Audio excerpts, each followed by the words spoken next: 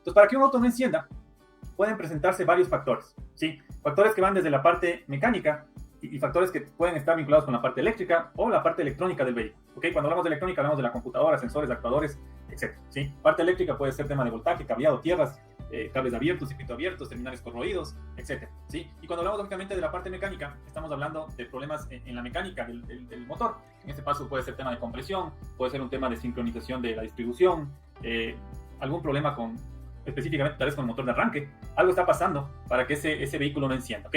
Entonces, ahí es donde nosotros tenemos que comenzar a construir la estrategia. Lo primero que, y siempre le hemos dicho en ese proceso, hay ciertos pasos previos que son importantes para tener un buen arranque en el diagnóstico. Y eso es como en las carreras. Si yo tengo un buen arranque al inicio de la carrera, probablemente termine de primero. O si no termino de primero, va a terminar en una posición mucho más adelante que el resto, ¿ok?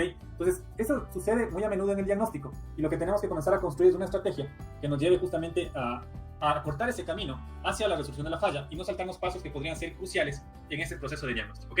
Entonces, ya lo hemos dicho en algunas ocasiones y de hecho nosotros bautizamos a esta estrategia de arranque como los 5 secretos, en donde básicamente el primer punto era revisar la batería, ¿sí? Verificar que la batería esté en buen estado, verificar los bornes de la batería positivo o negativo.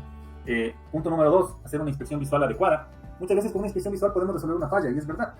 Entonces, en esa inspección visual verifico temas de cableados, temas de tierras, sí, muy importante, a veces las tierras están flojas, sueltas, corroídas, sulfatadas, las tierras que van de la batería a la carrocería, las tierras que van desde la carrocería hacia el motor. Entonces hay que revisar a detalle todo ese proceso, sí, muy importante. Punto número 3, bueno, también el tema de ver mangueras de vacío, todo lo que podamos encontrar haciendo una inspección visual detallada, ¿ok? Punto número 3, que es la parte importante en la parte mecánica, es el tema de hacer una inspección o una revisión de la parte mecánica, y probablemente si este motor no está encendido y como decía nuestro amigo, le hicieron un overhaul, es decir, que le hicieron una reparación o alguna cuestión al motor en particular de este vehículo, probablemente en ese proceso no hayan hecho una buena sincronización de la distribución. Y de hecho, me olvidé de traer las herramientas, tenía justamente las herramientas a la mano. Pero el tema es que este motor en particular requiere de una sincronización de la distribución por medio de herramienta especial, porque no tiene marcas o no tiene referencias para poder hacer, ¿sí? Específicamente de este motor, el 2.0 LF, que es del Mazda 3, ¿ok? Esas versiones 2005 hasta el 2011, 12, por ahí, estuvieron con esa motorización.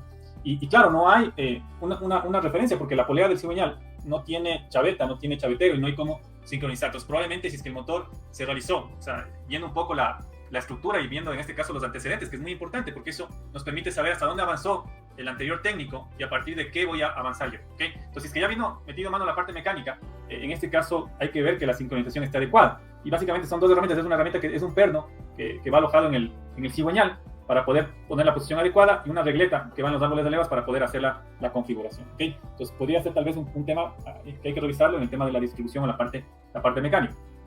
Si todo eso está bien, lógicamente, inclusive yo haciendo una prueba de compresión, yo podría darme cuenta de si está o no está bien sincronizado el motor, ¿sí?